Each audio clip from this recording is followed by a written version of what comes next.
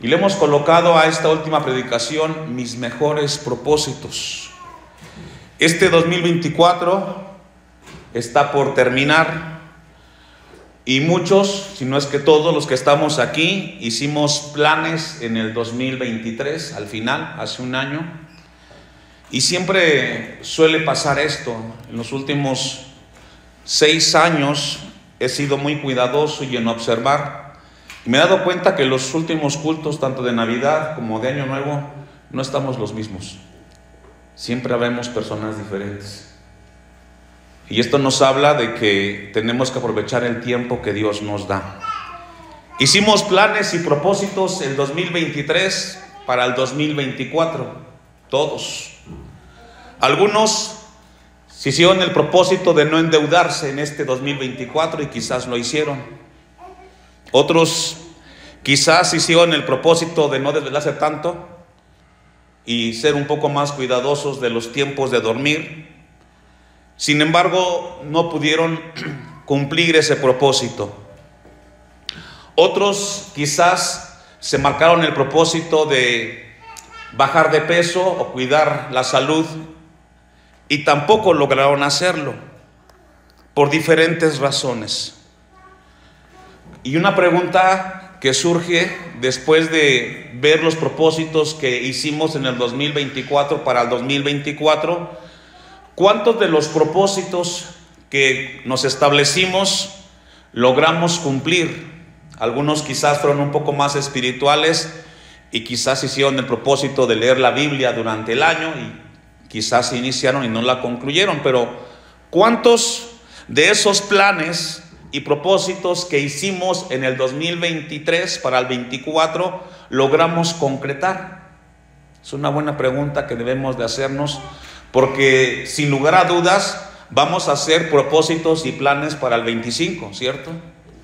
Pero es importante revisar qué sucedió en este 2024, porque si no cuidamos esa parte, pues vamos a cometer los mismos errores. Santiago 4:13, dejo un apartado ahí en Proverbios. Vamos a leer un pasaje de Santiago que es muy recurrente para esta etapa del año. Regularmente los cristianos, y entiéndase personas que asisten a la iglesia, cometemos un pecado cada vez que intentamos o nos proponemos a realizar propósitos y planes para un año nuevo. Repito, regularmente los cristianos o personas que asisten a la iglesia y que tienen conocimiento de Dios cometen un pecado. Hay otros pecados, pero en este caso hay uno que cometen regularmente y lo dice aquí Santiago. Escúchenme, dice el versículo 13: vamos ahora los que decís hoy y mañana iremos a tal ciudad y estaremos allá un año y traficaremos y ganaremos. ¿Esto habla de qué? Habla de un propósito, habla de un plan, habla de una agenda a realizar a futuro. Y dice el versículo 14, Santiago habla de este tema: cuando no sabéis lo que será mañana. El 2025 es desconocido para nosotros, no sabemos qué va a suceder. Hay muchas cosas que se vaticinan, pero no tenemos la certeza de qué va a suceder en este mundo, ni tampoco con nuestra vida, ni tampoco con la familia, ni con los hijos. No sabemos qué va a pasar en el 2025, porque es incierto. Santiago dice en el 14: porque ¿qué es vuestra vida? Ciertamente es neblina que se aparece por un poco de tiempo y luego se desvanece. La vida es muy rápida. Hemos escuchado, yo he escuchado a lo largo de esta semana que el año se ha terminado. Yo lo he comentado, pero no es el año, es la vida. La vida se nos está yendo a todos. Estamos envejeciendo muy rápido y el tiempo de Dios para nosotros se está terminando, se está agotando. Yo no sé si los que estemos ahora, los que estamos aquí, estaremos en el 2025 para el 26, no lo sé.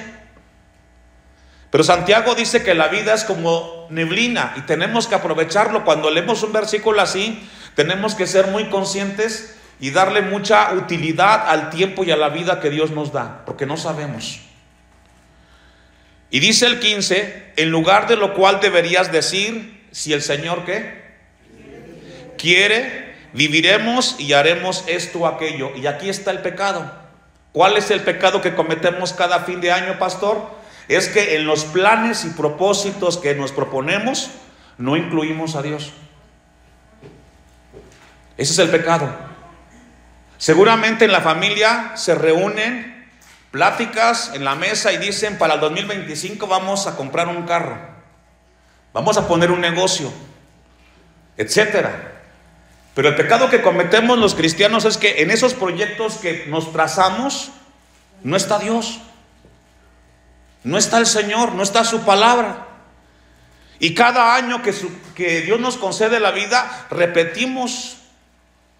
Pero hoy Dios quiere hablarnos acerca de lo importante, y por eso es que Proverbios 27:1 dice, no te jactes del día de mañana. Es decir, no te sientas tan seguro que el 2025 vas a poder cumplir lo que estás en esta noche quizás organizando para el 2025.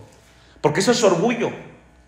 Jactarse y plantear un proyecto a largo plazo sin contemplar a Dios en tu vida. Porque si Dios quiere, lo vas a hacer. Y si Dios quiere, no lo vas a hacer. Porque la vida depende de Dios. Amén. Amén. Dice Proverbios, dejamos ahí, sigamos leyendo. Más bien dice Santiago, debería decir si Dios quiere. ¿Qué significa? Que en tus planes, en los planes que nos hagamos, en los propósitos de 2025, Dios esté contemplado. Dios esté dentro de cada una de las actividades que vamos a realizar. Vayamos a Lucas 12:13. Estaba leyendo un poco y el filósofo Séneca, romano, dijo lo siguiente, en lo que usted va buscando Lucas 12:13. Séneca dijo, qué tonto es aquel que hace planes cuando ni siquiera el día de mañana está bajo su control. Séneca dice que es un tonto, una persona que piensa en hacer algo en el día de mañana porque él no tiene control del mañana. ¿Estamos de acuerdo? Nadie en este lugar sabe qué va a pasar el 2025. Probablemente esta noche las cosas están bajo control, gracias a Dios. La familia está bien, hay salud, hay trabajo, hay comida en casa, etcétera. Pero eso se puede perder en cualquier momento, hermanos. Podemos perder la salud y todo se sale de control. Entonces Séneca dice que es un tonto alguien que piensa así. También estaba leyendo un poco y dice la historia que los judíos también celebran el año nuevo y también llevan a cabo propósitos y buenos deseos. Solo que ellos manejan un calendario diferente al nuestro. Según el calendario judío, ellos están viviendo en el año 5785 y su año nuevo comenzó el 2 de octubre del calendario nuestro. Ellos siempre, cuando concluyen su año, se sientan como nosotros tenemos. Ellos tienen un culto, se reúnen, dan gracias a Dios por el que vivieron, se plantean proyectos a largo plazo para el siguiente año, dan gracias, etcétera, comen. Eso es lo que hacen los judíos. En Lucas 13 encontramos a un judío de esos. Y vamos a ver la historia de este judío que se hace un propósito para un año que vendrá. Y él dice, le dijo uno de la multitud, maestro, di a mi hermano que parta conmigo la herencia. Están hablando de una persona que se acerca con Jesús y le dice que le ayude con el tema de la herencia. Mas él le dijo, Jesús, hombre, ¿quién me ha puesto sobre vosotros como juez o partidor? Claro, a Jesús como que no le agradó mucho esto, porque Cristo nos habla de un reino eterno, ¿cierto? ¿Cuántos saben de eso? Es decir, las cosas terrenales, la casa, el terreno, la hectárea, eso es de aquí. Y a Jesús no le interesa mucho eso, le interesa más nuestra vida en la eternidad. A veces hay problemas con la herencia, no tendría por qué haber problemas. 14, el 15.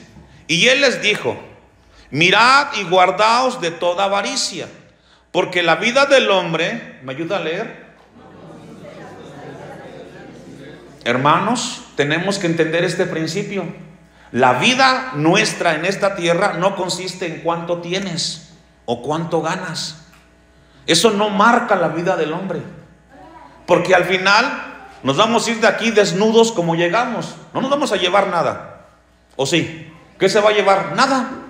Entonces no tiene razón el tratar de enfatizar mucho en el tema de las cosas materiales y descuidar lo más importante, que es nuestra vida espiritual. Y aquí entra una reflexión: ¿cuánto abonaste en este 2024 para tu vida espiritual? ¿En dónde abonaste más? ¿En las cosas materiales o en las cosas espirituales? Es una buena reflexión. También les refirió una parábola diciendo: la heredad de un hombre rico había producido mucho, y él pensaba dentro de sí, diciendo: ¿qué haré? Porque no tengo dónde guardar mis frutos. Nos habla de una persona que tiene y que no le interesa otra cosa más que lo que posee. Y dijo, 18: esto haré, derribaré mis graneros y los edificaré mayores, y allí guardaré todos mis frutos y mis bienes. Y diré a mi alma, muchos bienes guardados para muchos años, repósate, bebe y regocíjate. Pregunta: ¿este hombre de la parábola contempló a Dios en sus planes? Y así suele pasar. Probablemente tú estás organizando ya un proyecto, pero no es sabio, no es prudente que tú digas: voy a hacer esto, y después de que consiga todo lo que tengo, me voy a dar un tiempo de jubilación para descansar. Eso no es sabio. Jesús lo dice. 20. Pero Dios le dijo a este hombre, o le dice a estas personas que piensan de esta manera, ¿qué le dijo? Necio, esta noche vienen a pedir tu alma, y lo que has provisto, ¿de quién será? Y aquí se cumple una frase que dice: nadie sabe para quién trabaja. Usted pudo haberse esforzado por conseguir lo que tiene en su patrimonio, y usted no sabe que el día que se vaya de este mundo, los que se queden no van a darle la importancia y el valor a lo que usted tanto le costó y tanto trabajó para obtener. Jesús le dice: necio, esta noche vienen a pedir tu alma, y lo que has provisto, ¿de quién será? Así es el que hace para sí tesoro y no es rico para ¿con quién, hermanos? Para con Dios. Leía una historia. Steve Jobs, el creador de Apple, de los celulares y de las tabletas, murió a los 54 años. Fíjese, 54 años. ¿Estaba joven? Sí. Y tenía en su cuenta $10,200 millones. Multiplíquenlo por pesos. ¿Cuánto se llevó? Nada. Y con todo lo que él creó, su nombre, su renombre, su empresa que él creó, dejó un gran patrimonio en el mundo. $10,200 millones es mucho dinero, hermanos. No se llevó nada. Y si él no se llevó nada, tampoco usted se va a llevar lo que posee, porque la vida es así. Y yo hacía una pregunta cuando leía esto de Steve Jobs: ¿dónde estuvo Dios en su vida? ¿Será que lo consideró en sus planes? Dice su biografía de este hombre muy reconocido, muy rico, famosísimo, que esta persona murió de cáncer de páncreas. Difícil. Ni todo su dinero le alcanzó para comprar los mejores médicos para poderse curar. ¿Y sabe por qué, hermanos? Porque cuando Dios te dice hasta aquí, hasta aquí. Es por ello que esta noche es bien importante este culto. Este culto marca y traza lo que va a pasar en nuestra vida. Por eso yo siempre le invito a la iglesia: este culto es crucial. Debemos de estar aquí, primero, agradecidos con Dios, y número dos, encomendando nuestra vida a Dios. No podemos estar como el mundo allá afuera. Bueno, sí puede, pero no debe. Los hijos de Dios caminamos con Dios. Y en primer lugar es la casa del Señor. No podemos andar haciendo planes como el mundo, porque entonces no funciona en términos espirituales. Primero a los Corintios 4:19, el apóstol Pablo tenía muy presente esa frase, si Dios quiere, y siempre la aplicó a sus vidas. ¿Y qué significa si Dios quiere? Incluye a Dios. No porque Él le hagas un favor a Dios, sino que incluir a Dios en nuestro propósito de año va a ayudarnos a colocar los pies sobre la tierra, a que tengamos equilibrio. Primero los Corintios 4:19 dice, pero iré pronto a vosotros. ¿Me ayuda a leer? Si el Señor quiere. El apóstol Pablo quería ir a visitar a los hermanos y estaba en algo noble y algo bueno, visitar a los hermanos de la iglesia, pero él siempre dijo, si Dios quiere. Es decir, tenemos que incluir o debemos de incluir a Dios en cada una de nuestras decisiones y proyectos de vida. Esta palabra es muy importante porque nos habla de colocar nuestra vida en un justo lugar. Encontramos un ejemplo, hay varios ejemplos en la Biblia, pero vamos a ver uno en Primera de Crónicas 28, 2, 3, en ese sentido de considerar a Dios en nuestra agenda para realizar propósitos, deseos y proyectos de año nuevo. Todos sabemos, hemos leído en la Biblia que David era un hombre conforme al corazón de Dios, ¿es cierto? Claro. Y Dios, y David, mejor dicho, tenía buenas intenciones con lo que Dios le había dado. En Primera de Crónicas 28:2 tenemos a un David que tenía un propósito de fin de año para iniciar un año.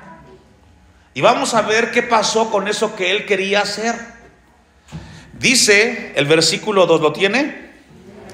Y levantándose el rey David, puesto en pie, dijo, oídme, hermanos míos y pueblo mío. Imagínense, le está hablando al pueblo y a sus allegados. Yo tenía el propósito de edificar una casa en la cual reposara el arca del pacto de Jehová. ¿Era un buen propósito de David? ¿Edificar la casa de Dios? ¿Sí o no? Es bueno hacer el propósito que para el 2025 nos organicemos mejor para el trabajo de la iglesia, que lo que no pudimos hacer este 2024 en cuanto a participar y servicio, eso es bueno. Y David tenía un propósito muy espiritual, muy noble, y era hacerle casa a Dios. Pero ¿qué creen? Vamos a leer la historia. Edificar una casa en la cual reposar el arca del pacto de Jehová, y para el estrado de los pies de nuestro Dios, y había ya preparado todo para edificar. Imagínense, David no solamente organizó, no solamente hizo un proyecto, sino que compró los materiales, lo que se necesitaba para construir la casa de Dios. Es decir, invirtió dinero, organizó al pueblo. Y dice el versículo 3, mas Dios me dijo, ¿qué le dijo Dios a David? ¿Quiso Dios de que David cumpliera con este propósito noble? No, Dios no quiso, por muy bueno que era. Hermanos, esto nos enseña algo. Podemos plantearnos muchas cosas para 2025, pero si Dios no quiere, simplemente no vas a pasar. Así de sencillo. Por eso Dios en esta noche nos llama a caminar con pies de plomo, paso a paso. Eso sí, organiza, ponlo en las manos de Dios, encomenda a Dios lo que quieres realizar, pídele a Dios sabiduría, pídele a Dios que te guíe, pero no pierdas el piso, no te sientas de que eres súper hombre o súper mujer, porque no sabes si Dios lo va a permitir. Mas Dios me dijo, tú no edificarás casa a mi nombre, porque eres hombre de guerra y has derramado ¿qué? Mucha sangre. Entonces vemos que Dios no quiso que David cumpliera con este propósito de año. Versículo 4. Pero Jehová el Dios de Israel me eligió de toda la casa de mi padre para que perpetuamente fuese rey sobre Israel, porque a Judá escogió por caudillo, y de la casa de Judá a la familia de mi padre, y de entre los hijos de mi padre se agradó de mí para ponerme por rey sobre todo Israel. Y de entre todos mis hijos, porque Jehová me ha dicho, me ha dado muchos hijos, eligió a mi hijo Salomón para que se siente en el trono del reino de Jehová sobre Israel. Es decir, ¿a quién le dio Dios la bendición de construir el templo? A veces quisiéramos los adultos concretar proyectos que deseamos, pero tú no sabes si quizás va a ser tu hijo o tu nieto o tu bisnieto quien realmente va a poder hacer lo que tú anhelabas. Eso depende de Dios. No dejó a David, le dijo tu hijo. Imagínese qué pasó con lo que compró, con el dinero que invirtió, con la gente que emocionó. Y a veces pasa eso. A veces los padres ilusionamos a los hijos en hacer muchas cosas, pero papás que tienen temor de Dios, involucren a Dios en su agenda, coloquen a Dios en ese proyecto para que los hijos no se sienten desalentados. Dice el versículo 7: asimismo yo confirmaré su reino para siempre, si él se esforzare a poner por obra mis mandamientos. Y allí encontramos una condicionante. Es decir, Dios eligió a Salomón que fuera el elegido, siempre y cuando Salomón que fuera obediente a la palabra de Dios. Es decir, no solamente Dios dice quién lo va a hacer, sino que hay una condicionante, y es que haya obediencia en ese hijo o en esa hija de Dios. Dice el texto: si él se esforzare a poner por obra mis mandamientos y mis decretos, como en este día. Y esto es bien importante. Volvamos a Santiago y vamos a leer los últimos textos del capítulo 4. Vamos a leer el 15, el 16 y el 17 para entender y comprender esa frase que Santiago tanto nos recuerda en esta noche, Dios, a través de esta carta: si Dios quiere. Santiago 4:15: en lugar de lo cual deberías decir, si el Señor quiere viviremos y haremos esto, aquello. ¿De qué está hablando, hermanos? De organizar, de propósitos, de proyectos para el siguiente año, ¿cierto? Versículo 16: pero ahora os jactáis en vuestras soberbias, es decir, ahora te apoyas en tu orgullo, en tu autonomía, en lo que tú puedes, en lo que tú tienes, en tu fuerza. Y es así como muchos cristianos, hermanos, cometen este pecado y caminan fuera de la voluntad de Dios, porque se sienten que ellos pueden lograr todo lo que ellos se propongan sin tener en cuenta a Dios. Y Santiago dice: pero ahora os jactáis en vuestras soberbias, toda jactancia semejante es mala. Es decir, el orgullo y todo lo que tenga que ver sin contemplar a Dios en nuestra agenda de propósito, eso es malo. Y dice el versículo 17, un texto que conocemos y que a veces decimos y no lo entendemos porque no conocemos el contexto: y al que sabe hacer lo bueno. ¿De qué está hablando? Del propósito de año nuevo o del propósito hacia el futuro. Y el que sabe hacer lo bueno y no lo hace, ¿qué? Por eso es el pecado recurrente en la vida de los cristianos.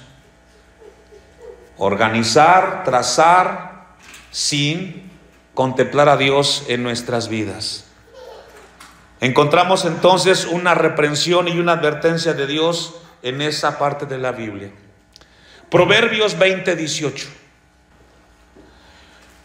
Entonces esta noche Dios nos habla que Dios reprueba cuando nosotros intentamos agendar o hacer cosas y no lo contemplamos a Él. Incluyamos a Dios en cada uno de nuestros propósitos. Dice Proverbios 20:18, ¿lo tiene? Amén. Los pensamientos con el consejo que se ordenan. Dice otra versión: busca buen consejo al hacer tus planes. Busca consejo para hacer tus planes. Busquemos el consejo de Dios, hermanos. Busquemos a Dios. Vamos a organizarnos. Ya somos una iglesia de más de 15 años. Ya no podemos estar cayendo en los mismos errores o pecados que cometemos en el pasado. Tenemos que ser mejores. ¿Cuántos dicen amén? No podemos caer ahí. Tenemos que buscar a Dios, porque de ahí viene su mejor consejo. Y dice el versículo al final: y con dirección sabia se hace ¿qué? La guerra. Dice otra versión: se necesita una buena estrategia para librar los problemas de la vida. Tenemos que tener buenas estrategias para este 2025. No solamente comenzar el 2025 con los ojos cerrados y con toda la voluntad del mundo. No, tenemos que ser sabios, hermanos. Tenemos que ser sensatos, muy cuidadosos, organizando nuestros tiempos, midiendo nuestras fuerzas y nuestro alcance, y siempre con la mano de Dios. Busquemos su consejo. Jeremías 29:11 nos habla por qué debemos de incluir a Dios en nuestros propósitos de año. Jeremías 29:11 dice, bueno, le pido que me ayude a buscarlo para poderle guiar con la ayuda de Dios. El contexto de Jeremías 29:11 es que Israel estaba en cautiverio. Dios levantó a Jeremías, entre otros profetas, para predicarles y darles una palabra para que ellos se corrigieran y se arrepintieran. Una pregunta: ¿por qué fue llevado cautivo Israel en el tiempo de Jeremías? ¿Alguien me dice? ¿Por qué los llevó Dios en cautiverio? ¿Sabe por qué? Por rebeldes.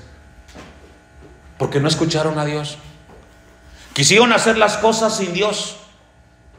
Y cada vez que caemos en esa posición de hacer las cosas sin Dios, hay consecuencias, hermanos. Hay consecuencias. Entonces Israel estaba en cautiverio, se rebeló.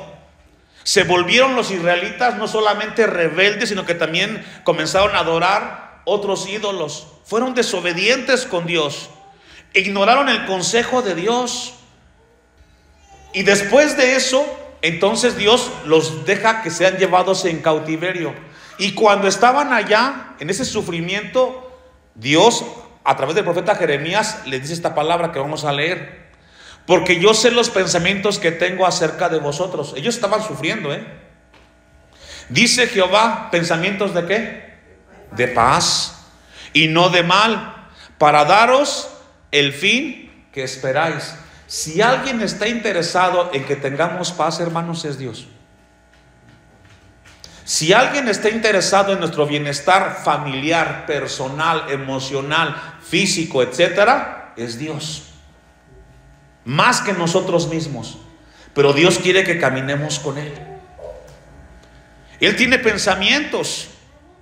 Dice este texto que hemos leído: pensamientos de paz.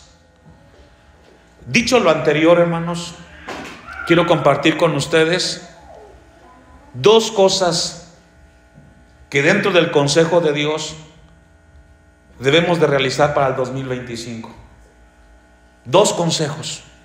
Ya hemos visto qué significa si Dios quiere y cómo los hombres se equivocaron y sufrieron si Dios no quiso que ellos lograran hacer lo que ellos querían hacer. Número uno es buscar a Dios de corazón. Primer propósito para este 2025: busca a Dios de corazón, hermano. Busquémoslo de corazón.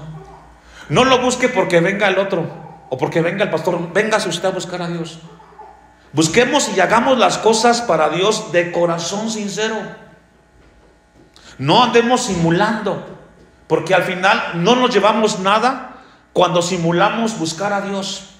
No, busquemos a Dios porque Dios va a bendecirnos.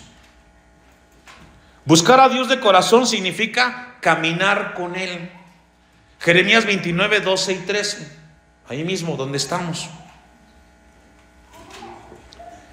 Recordemos que el contexto es el cautiverio, ¿verdad? Y luego Dios dice, yo tengo pensamientos de paz para ustedes. Ellos estaban en el sufrimiento. Entonces me invocaréis y vendréis y oraréis a mí. ¿Y qué va a pasar? Y hermano, cuando buscamos a Dios de corazón, Dios nos escucha. Dios ve nuestra aflicción. Y dice el texto 13, y me buscaréis y me hallaréis, porque me buscaréis ¿de qué? Mire, hermanos, el sufrimiento es algo necesario, porque a través del sufrimiento nos acercamos a Dios y reconocemos de que solamente Él puede ayudarnos cuando nadie nos ayuda. ¿Le ha pasado que en un problema nos sentimos solos, pero Dios está con nosotros? Porque me buscaréis de todo vuestro corazón. Tenemos que esforzarnos para este 2025 y hacer las cosas de corazón. Hagamos eso. Número 2. Bueno, vamos a leer un pasaje reafirmando esto. Segundo de Crónicas 26, 3, 5. Vamos a ver un ejemplo de lo que estamos hablando y por qué es tan importante buscar a Dios de corazón. Segundo de Crónicas 26, 3, 5. De 16 años era Usaías cuando comenzó a reinar, y 52 años reinó en Jerusalén. Este jovencito Usías reinó ¿cuánto tiempo? 52 años. El nombre de su madre fue Jecolías de Jerusalén. Siempre que leo estos pasajes me recuerdo mucho y tengo que hacer esta precisión. Siempre que los reyes caminaron bien o caminaron mal, siempre se hace responsable ¿a quién? A la mamá. A la mamá. Siempre habla de ella. Y aquí habla de la mamá de Usías. E hizo lo recto ante los ojos de Jehová. ¿Por qué hizo lo recto? Porque la mamá lo educó bien en el temor de Dios. Y aquí les hablo a las mamás, las que tienen la bendición de tener hijos. Eduquen bien a sus hijos. Léanles la Biblia. Háblenles de Dios. Ahorita que están pequeños, porque ya grandes es muy complicado. Conforme a todas las cosas que había hecho Amasías su padre, y persistió en buscar a Dios en los días de Zacarías, entendido en visiones de Dios, y en estos días que buscó a Jehová, ¿él qué, hermanos? Él prosperó. ¿Pero qué cree? Si usted lee la historia, al final terminó mal Usías. ¿Qué significa esto? La vida cristiana, hermanos, no es comenzar, sino terminarla, y terminarla de pie, caminando con Dios. Eso es importante. Segundo consejo y terminamos. El primero es buscar a Dios de corazón, ¿verdad? Número 2, leer la Biblia. Leamos la Biblia, hermanos. Salmo 119, 9 en adelante. Leer la Biblia nos ayudará a tener decisiones o a tomar decisiones sólidas. Hay un problema y me entristece mucho como pastor. Tengo una iglesia que no lee la Biblia. Les cuesta mucho. Con mucha dificultad leen la Biblia. Y algunos ni siquiera traen la Biblia al templo. Y si la traen ni siquiera la leen. Entonces, ¿cómo Dios va a hablarles? Salmo, ¿ya lo tiene? 119, 9. ¿Con qué limpiará el joven su camino? Con guardar su palabra. ¿Por qué este pasaje habla del joven? Porque regularmente los jóvenes no toman en serio las cosas de Dios. Son bien relajados. Pero Dios dice que el joven va a limpiar, va a quitar de su camino las cosas que no funcionan con la palabra de Dios.